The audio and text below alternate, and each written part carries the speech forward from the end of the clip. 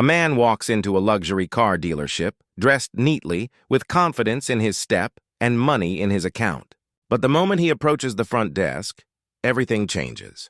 A salesman sizes him up, frowns, and makes a decision based not on who he is, but on the color of his skin. What starts as a simple car purchase soon spirals into a painful display of arrogance, prejudice, and disrespect. But what the salesman doesn't know is that this customer's true identity will leave him stunned. The man's name was Marcus, a hard-working professional in his mid-30s who had just reached a milestone in his career. After years of dedication, he was finally ready to buy the car he had always dreamed of. It wasn't just about luxury. It was about celebrating his success and showing his young son that perseverance pays off. On a bright Saturday morning, Marcus walked into a well-known dealership, one that prided itself on its reputation. The showroom gleamed with polished cars, glass walls reflecting every curve of the expensive vehicles inside. Marcus felt a surge of excitement, until he noticed the salesman at the desk narrow his eyes.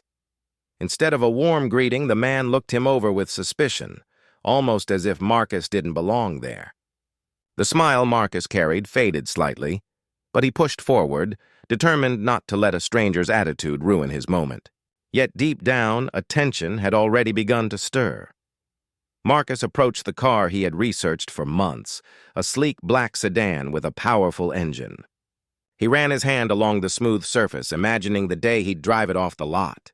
But just as he was savoring the moment, the salesman finally approached, and his words cut like ice. "Sir, these cars aren't cheap. Maybe you'd like to see our more affordable options in the used section," the man said, his tone dripping with condescension. Marcus froze. He hadn't asked for a discount or mentioned his budget. He simply wanted information. But instead, he was being judged as if he couldn't possibly afford what was in front of him.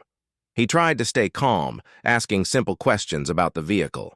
Yet each time the salesman dismissed him, giving vague answers, avoiding eye contact, and subtly nudging him toward the exit.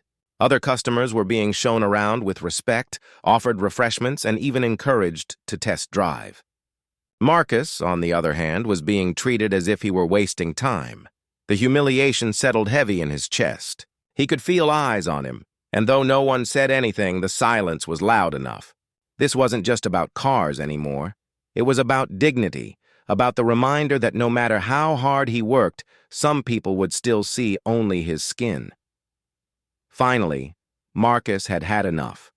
He calmly asked to speak to the dealership manager. The salesman smirked, convinced that his actions were justified. But within minutes, the manager appeared, shaking Marcus's hand warmly, addressing him by name.